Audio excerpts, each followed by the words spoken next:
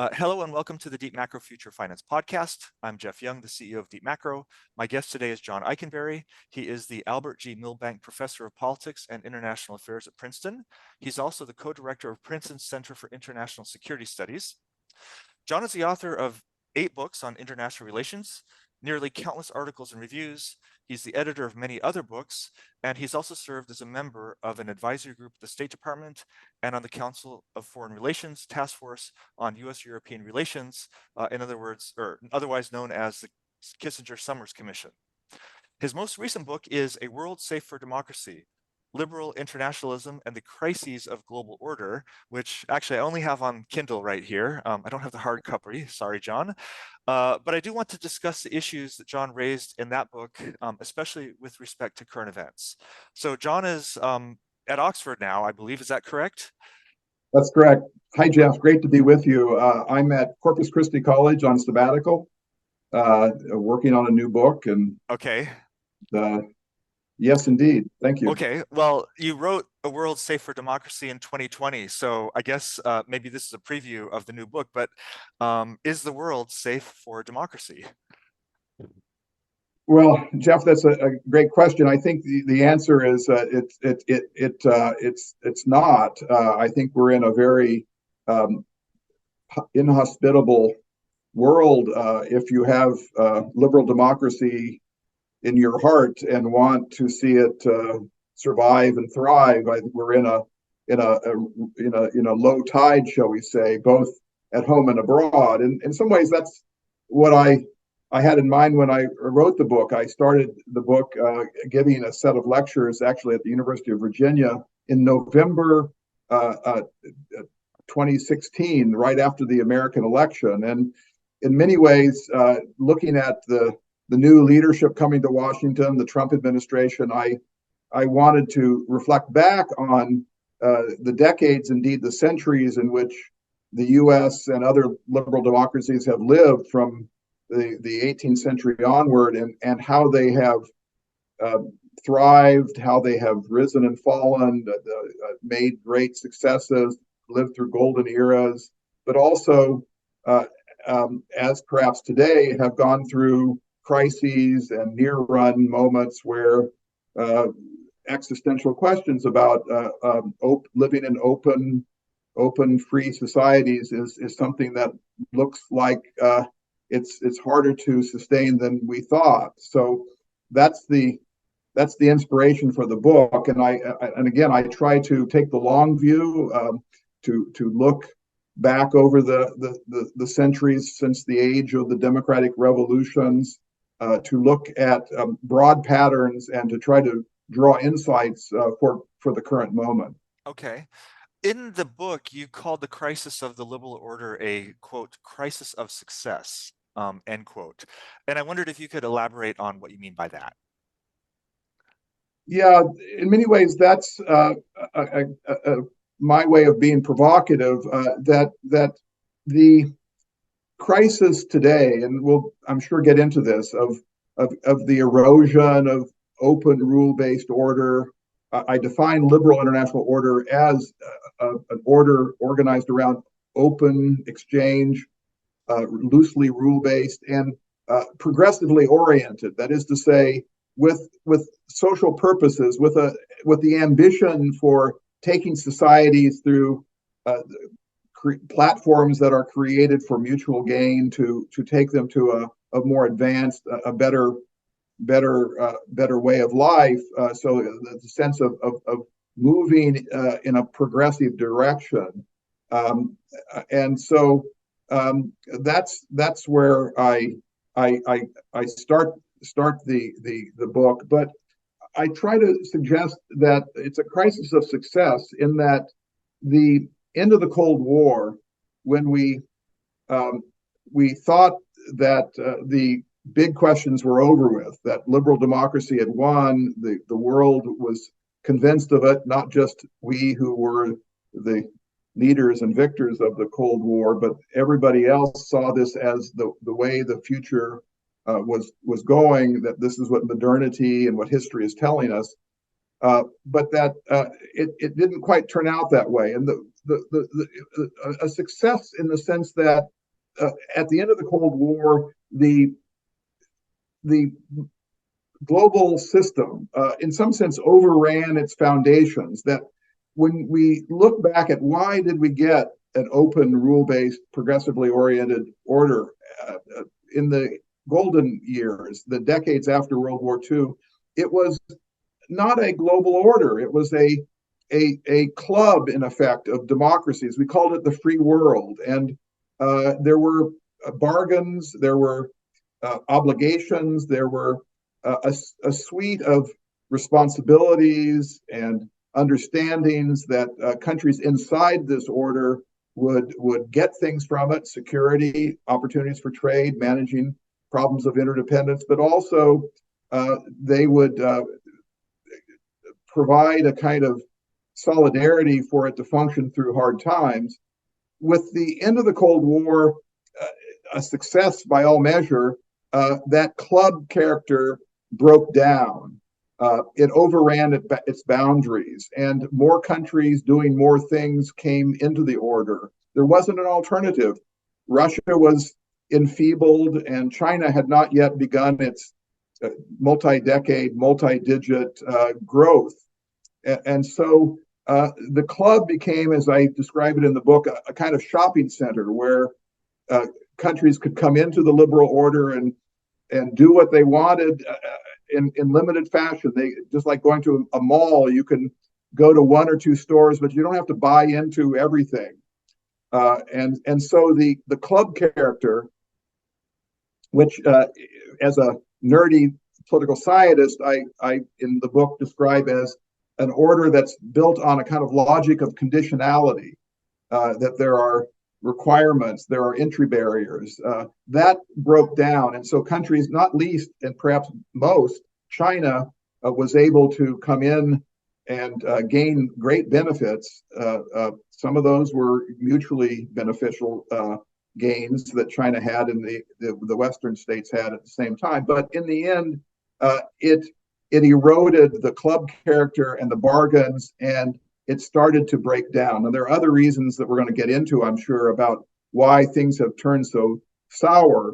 But in some ways, we never really fully reorganized the system to reestablish bargains and understandings, and we got what followed. Well, then I guess let's focus then on some of the liberal side, and I guess the U.S. mostly. You mentioned that the book started from a series of lectures in November 2016. In the book, without saying it was Trump, you do write that 2016 was a sort of turning point. So, I mean, is it Trump? Is it something in the American public and other Western publics that have changed and that politicians like Trump are expressing? Or was it members of the elites who were making the decisions that made big mistakes? Could you kind of tell me something about your idea of the relative balance there? Yeah, I think Trump is both cause and consequence. He is the first president and now candidate who could be president again, who has really challenged the if only in a kind of skeptical, tear it down kind of way, as opposed to here's a better way, but just in a kind of deconstruction mode, has challenged the fundamental premises of America's role in the world over the last almost century, 80 years for sure, and going back into the period after World War I and the kind of mixed record then. But the logic of tying America's power and influence in the world to an internationalist agenda of building an order that in many ways channels and restrains the United States and commits it to playing a role, using its power to make friends and influence people, to create security partnerships, to open the world economy, to reinforce to the extent it can a logic of international order tied around reciprocity and multilateralism and a minimal set of rules that reinforce values that we care about, transparency, best practices, the kind of general liberal internationalist way of organizing the world has been embraced in one way or another from FDR, both parties, into 2016, 2017. And so he is different, and he promises. He hasn't made this a secret.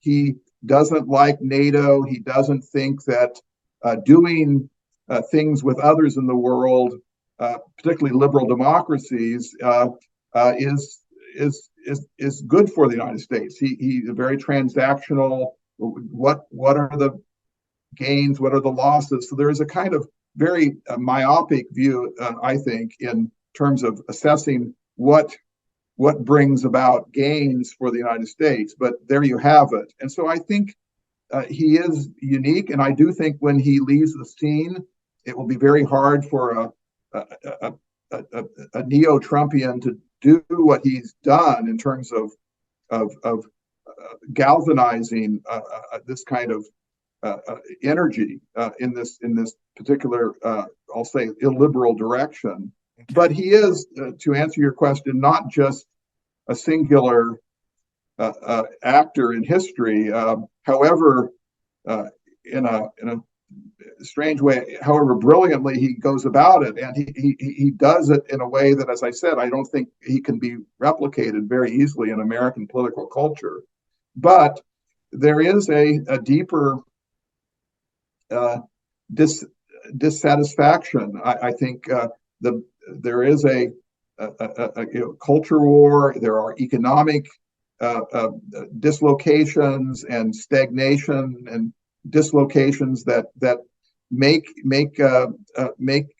for good fodder for populism, nationalism, and demagoguery. So it's there, and I think there's, in that sense, blame needs to be spread widely across the political spectrum. Okay. Can I just ask, because you mentioned obviously the liberal international order and the US's role in sustaining that. A lot of that really, at the very back of it, has been probably military power. And one of the things that I think that we've seen, I mean, in the last couple of years, that the crisis that you wrote about several years ago has gone from wars of words between the US, China, and others to actual wars, not just the big one in Russia and Ukraine right now, but many, many smaller ones as well. It does seem that the order is fraying on a security level as well. And is this related directly to the kind of military capacity of the US and an easing or an ebbing of the deterrent effect? It seems that we can talk a lot about institutions and the economic side, but what about the hardcore military side? Is this also behind not only the crisis that we're seeing, but an attempt to sort of pull back and choose battles more carefully? Well, first of all, on deterrence, I think in some ways more countries are looking to the United States for playing this global security role than we thought even a few years ago, starting with Ukraine, but also NATO is expanding, Sweden now, Finland. We are in a period where security cooperation tied to the United States and the other core liberal states is actually in demand. So we can talk about the Hutus, we can talk about Hamas, but the big picture is that there are now two major illiberal great powers, Russia and China, who are in different ways actively challenging what I'll call the US-led post-war liberal world order. And uh, that that is creating new pressures, demands on that system. Uh, so that would be point number one. But it's also important to remember that these crises are partly, to again go back to crises of success. We have two countries, each with a different legal status, two polities, let's say, Ukraine and Taiwan, that both want to be in this order, whatever we want to call its name, this uh, open world economy tied to leadership among the major democracies, the OECD world. Ukraine clearly wants to be part of Europe. They have looked at Poland, which joined Europe, the EU, NATO after the end of the Cold War. They started that period at roughly the same per capita GNP as Ukraine. They were equal in that sense. And now what? Poland is 2.5, 3 times richer than Ukraine in per capita terms. There's real gains on the ground for real people to be tied to this Western liberal order. And Taiwan is a much more constrained, legally speaking, polity, but it too is not crazy about being roped into an orbit run by a country whose political system doesn't comport with their own. So these are, again, crises, and we can wring our hands about them, but there is real demand out there for open, rule-based, progressively oriented order. On the smaller wars, I mean, I don't think, I think the Middle East has always been a kind of anomalous part of the world, run on different principles. It's never there's no attack on liberal order there. There's an attack on, Iran is attacking Western influences, perhaps, and certainly Israel, and there are complex ethnic, religious, geopolitical conflicts that are unfolding there. In some sense, Israel's own extremism, which is not really tied to its democracy, but to a very different vision of Israel, is partly on that side of the conflict of fueling it, and then of course the terrorism that comes from Hamas. So I guess those are problems to be managed, but I'm not sure that they speak to the overall system, so to speak. I do think that it has its own logic, and it's complex beyond belief. But it could you have happen in a strong liberal order or a non-strong one. So let's focus on China, because that's what we're really talking about here, right? I mean, and without a doubt, China wants to certainly increase its influence in Asia, let alone globally. And I guess there's just something, we've seen this before in history, where rising powers want their neighborhood to be, much more under their own influence. Is a much more influential China in Asia something that the US can accommodate? Are there breaking points? Are there red lines? I mean, aside from, let's say, Taiwan, which I think I'd like to ask about separately, but can you also come up with any sort of historical examples that might offer some guidance about, can China's regional interests, which some are probably legitimate or at least historically grounded, be accommodated? Yeah, I'm in print. I've written on this for decades, and it's a complicated issue. I do think that first of all, there are more countries in the world that are economically tied to China than to the United States. China is influential today. It's not just a rising power. It's here, and it's tied to the region in all sorts of ways that you know is better than I do, Jeff. That it is, and countries in the region want to be connected to China in various ways. They want to be inside what has been the Chinese miracle, to be part of the trade and investment beneficiaries. And at the same time, and this is what history and geopolitics tells us, these countries are in various ways worried about China, precisely because it's so close and so large relative to them. And that cuts against even whatever solidarity there may be with ideology. Think about Vietnam. But so in some ways, the kind of the default order that we see in East Asia is one where countries are tied to China for economics in various ways, but also tied to the United States for security as a kind of outside security partner. And this has, of course, been something that China has benefited from, and in a kind of quiet way over the decades supported. There is a great anxiety in China and Japan about what their relationship would be if there weren't an extended system of deterrence, the nuclear umbrella. Japan is not a nuclear power, nor is Korea. That's good for China, and so a world without the alliances, which might be one definition of a Chinese hegemonic order in Asia, would not necessarily be good. It wouldn't necessarily be good even for China, which would be dominant in the region but deeply insecure.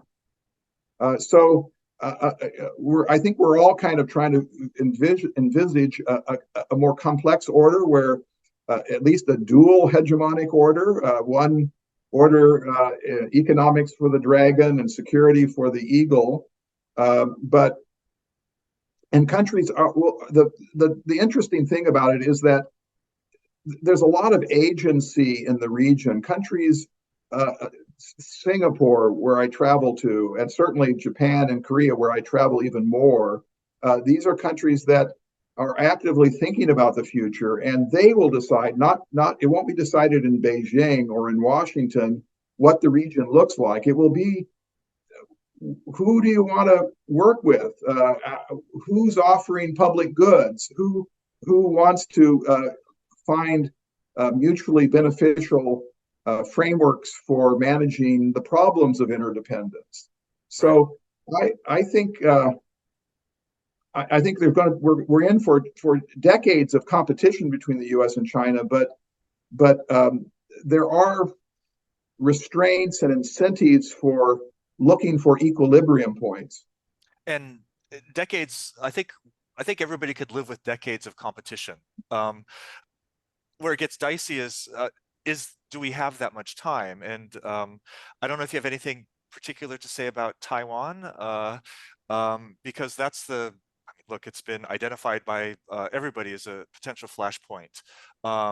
Is there an accommodation on Taiwan, or will the status quo permit those decades of competition, or is something going to get hot faster? Well, Inviting you to prognosticate. I think that is the flashpoint, and we've got a war in Europe, we've got a war in the Middle East. I think we would have to say that the world order has broken down if there were a war in Asia. I mean, I think this is the kind of the third leg of the stool, and we're kind of, everything's pretty wobbly, and I think that incentivizes all parties not to do anything crazy. I think the best we can do is probably what we've done before, which is try to kick the can down the road, to not move in any direction other than the kind of status quo where there are understandings, and ultimately, Taiwan will talk about agency. They will be making their decisions as their generations move from one to the next, and as their ties with China evolve, their own identity, and as China evolves. It would be a much easier story if China had not behaved towards Hong Kong the way they did, and if there were kind of a happy story one could tell about a more confederative partnership between Taiwan and China. But I think a lot of my Taiwanese friends are frightened about what would happen of the society they're so proud of. So I think holding things uh, in place and letting the slow forces of history evolve and not bring it to a head, which again I don't think it would be of anybody's benefit. I think China would not could not benefit from a coercive solution, and I think the U.S. would be foolish to try to encourage Taiwan to move towards more sovereign independence, and the Taiwanese should keep their system as stable, given the framework that's been knitted around them over the decades. So uh, Well, it's one of these things where it's really depends on people pursuing their enlightened self-interest. right. Well, when you referred a couple times to kind of internal evolution within China, and I wanted to ask a little bit about that because the narrative about China in the West was that from the 1990s, from China began to grow again, liberalization, WTO entry, entry into other international organizations, lots of economic growth.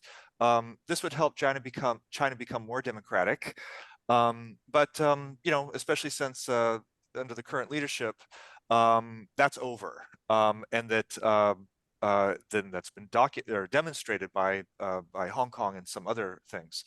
Um, I guess I look at history and I think that we tend to get a lot of things wrong when we think we know how different societies will evolve. And sometimes we get negative surprises, especially in the modernity. Iran would be a good example. Sometimes we get positive surprises when, for example, the Soviet Union collapsed, which really was not expected. So how much do you think we know about what's going to happen in China? And is it ultimately important? Does the character of the regime externally really depend upon the internal evolution? Well, I think on your first point, I agree totally. Looking back into history, and as a scholar who does this for a living, I believe very strongly. Actually, here in Oxford, one of the great Oxford dons was Isaiah Berlin, and in a letter, one of his last letters to a friend before he died, he reflected that history has no libretto. History has no libretto. There's no written script that will uh, tell us where we're going. Even those of us who are liberals and believe in something you might call liberal modernity, that people do want to be able to control their lives and pass on property to their children and build assets and have political choices left to themselves. Even that powerful force of history can take you in very many different directions, and it's always part of a larger system where other forces are trying to move you in a different direction. China, I think think about what will China look like in a few decades. I think China will surprise us probably in various ways. When I don't know whether it's really apocryphal, but when Zhou Enlai, the great statesman with Mao, was asked, "Well, what about the French Revolution?" And he famously said, "Well, it's too early to tell." The great freedom struggle in 18th century France. Yeah, what is its future in China? Well, we don't know. We're still it's uncertain, and I think there's a lot of what does that mean? Well, it means that you shouldn't write them off. You should try to continue to engage and talk. And I try the best I can with my networks of scholars. I'm writing a book with a Chinese scholar, looking to identify our disagreements, but also to at the end to look for where the two countries can at the very least coexist in a way that can make the world less at risk for the most catastrophic outcomes that we can see that are possible. For sure. Um, And I guess I yeah, would also, I mean, my one observation I'd had is that a lot of times Chinese policymakers and other, say people in finance, um, China has a lot of vulnerabilities. The population growth is very low. Economic growth has slowed, and without trying to forecast, if population growth does not recover, it's going to be very, very hard for China to grow as fast as it has. There are environmental problems, and you could stack on a lot of others. So I guess I think I'm sort of in agreement that we really don't know. But let me put this more in an international relations theory context. I think that this probably relates to the beef that the realists, let's call them, have with you, or maybe that you have with the realists, which is how much does really the internal character of a state affect its relations? I mean, does it really matter? I guess is my question. I do think it does matter. I think that the regime principles, the internal character of countries do have an impact on their external behavior, and I think Putin's Russia is the exhibit A for this proposition that the kind of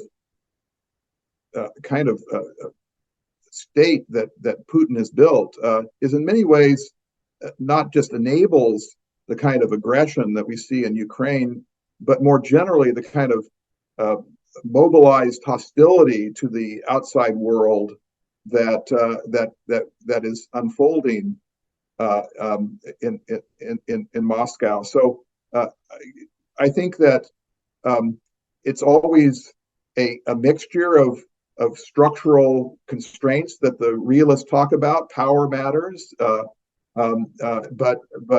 and balancing logic infuses the global system. But there's no question that the nature of the regime has an impact.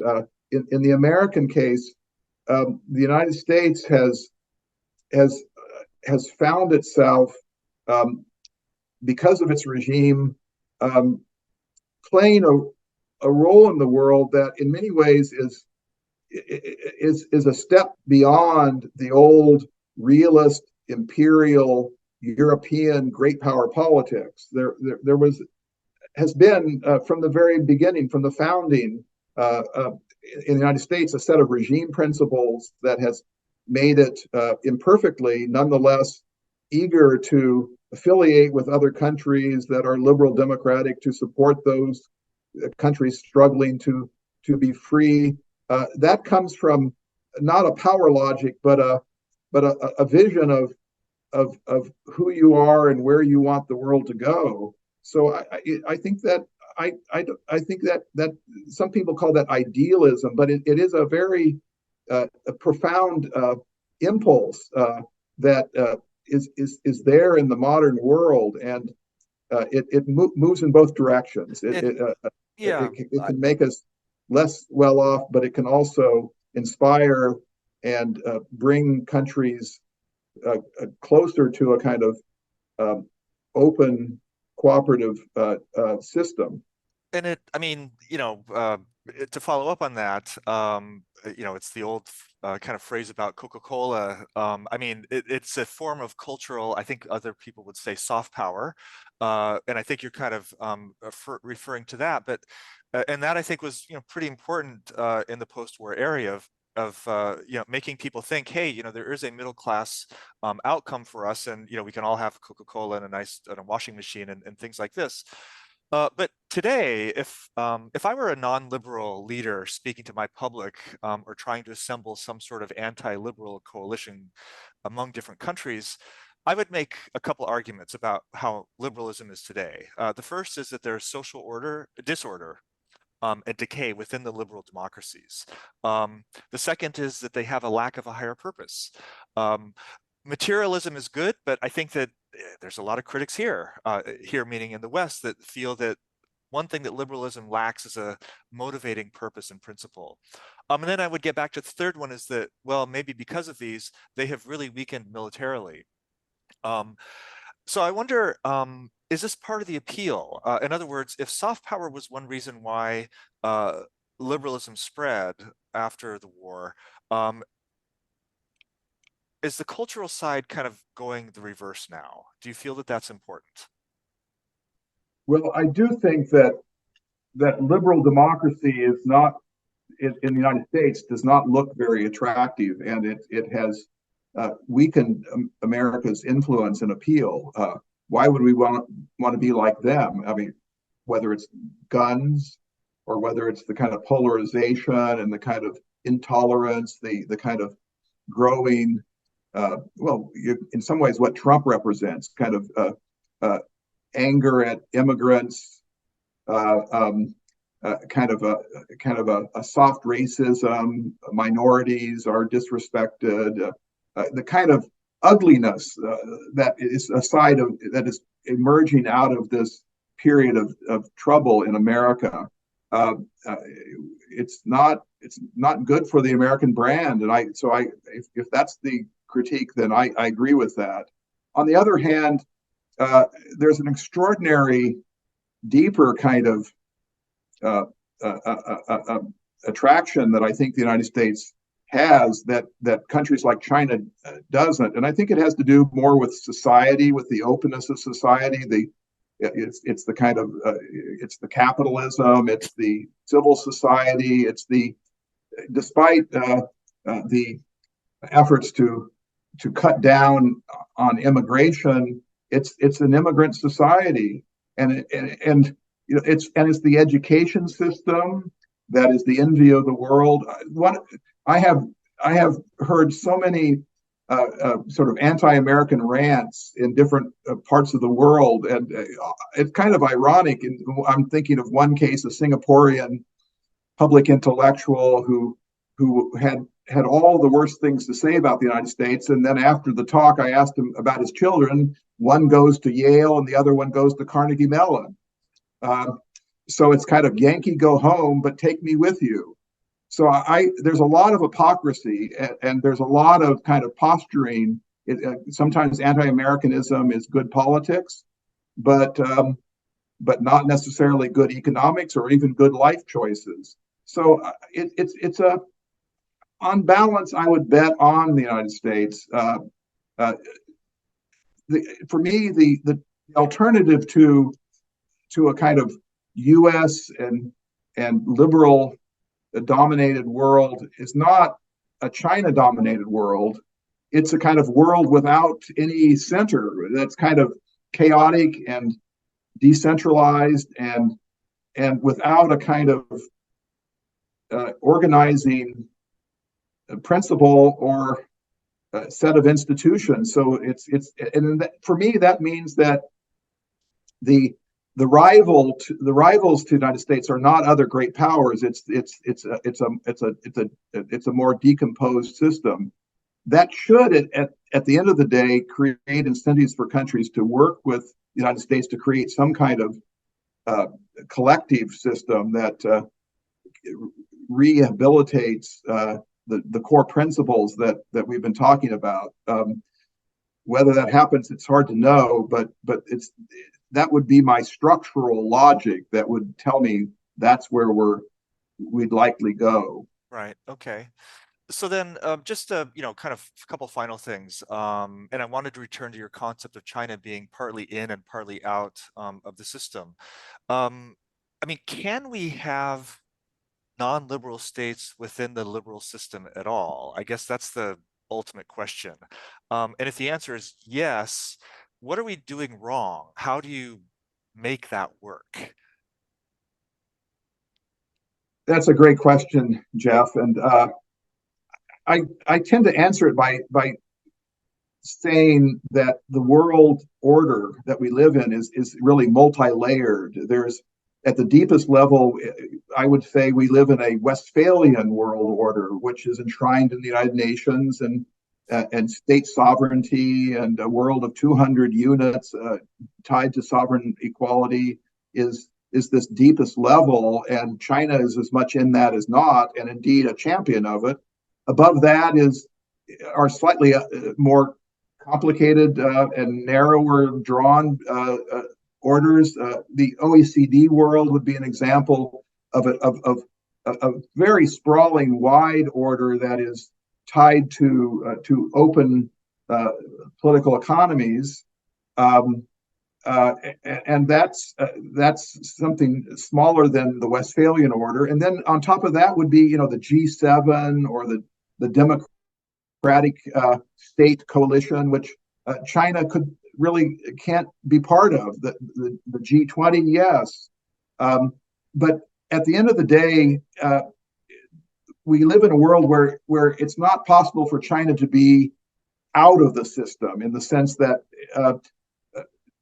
both because of these deep principles that keep everybody in, and because you need China to be around the table on a lot of the most basic things about nuclear weapons, terrorism, WMD, and of course at the top of the list, climate change, where it's now China which is generating more carbon than the West. So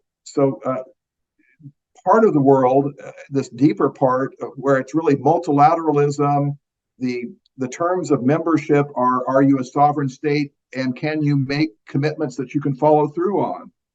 But that has to coexist with, I think, a smaller group of states, liberal democracies that have an unusual capacity to cooperate, that have in their DNA have a commitment to open, rule-based cooperation, tied to solutions for problems of economic security and environmental interdependence. They drive and have historically driven the reform agenda globally. They're the ones who have been most creative and determined to create multilateral institutions to manage these problems of interdependence. So I wish them well. I don't want to strip out that layer of democracy cooperation and leave it all to the lowest common denominator of Westphalia. So I think we have to have multiple layers functioning at the same time, and we don't need to necessarily make choices. Well, I agree, but that's a tall order for policymakers, politicians in particular, to explain to publics, I would say. If you were to boil it down, give me your best argument for why the liberal order will not only survive, but will thrive, and something that a politician could use in, say, an upcoming election. I would say that the most complicated and difficult to sustain international order is one where you have open societies operating in an open system. And that for thousands of years, for millennia, the world never saw anything like that. But since the middle of the 20th century, countries have built an order that has created arguably the most successful order ever produced on this earth, measured in terms of three metrics: security, physical security, wealth creation, and a glimmering of social justice. Those characteristics, those successes, are tied to an order that is troubled today, but that we should wish well, because it has given us our best decades, and it has at its DNA, a vision of an international order that's kind of what I would call a third way between the old way that the world was organized, we call it empire, and the other way it was organized, which we call anarchy and raw interstate competition. The third way it's still intergovernmentalism. It's not world government, but it is a kind of liberal, open system that is organized around cooperation to deal with problems of interdependence. And and while I don't know whether a politician can stand up and say this, but the fundamental insight of the liberal international order is that under conditions of rising interdependence, economic, security, and environmental, the decisions the choices to cooperate, which entail some restraints on your autonomy, are less than the gains that are accrued through coordinating your policies. Okay. I'll try to. And if that's true, which I think it is, uh, every alternative to liberal internationalism will be suboptimal. And so we need to find some way to to to uh, to generate the narratives, the political coalitions, and the imagination to get it back going again. Because again, the alternatives are significantly worse. Something like 1 + 1 is greater than 2, or others 1 + 1 is less than 0, I guess is kind of what you're saying. Well, this podcast does not have a libretto either, and so I wanted to just close by asking you just a little bit on the your professional side. I guess I forgot to mention everybody that actually Professor Ikenberry was my professor 30 some years ago. So I just wanted to ask you about your students. I mean, aside from the obvious fact that they're not as good now as they were back then, um, like how would you characterize? And I almost kind of want just like yes or no answers. Would you say that they're more or less liberal in terms of what you mean by liberalism in terms of the international side? I would say they are, although they don't like that label. I think I would not say that they would stand up and say I'm liberal, but when you describe what you're describing, they would say, yeah, I'm there, Okay. because they come out of a very at universities today very diverse mix of people and experiences, of countries, of races and religions, and so they get it that you can't hide yourself off from the world, and you can't build a narrowly homogeneous society. So I think they're there, in some ways more liberal, in some sense post-liberal in some ways than what I've described today. And how about inclined to go into public service, more or less, or same?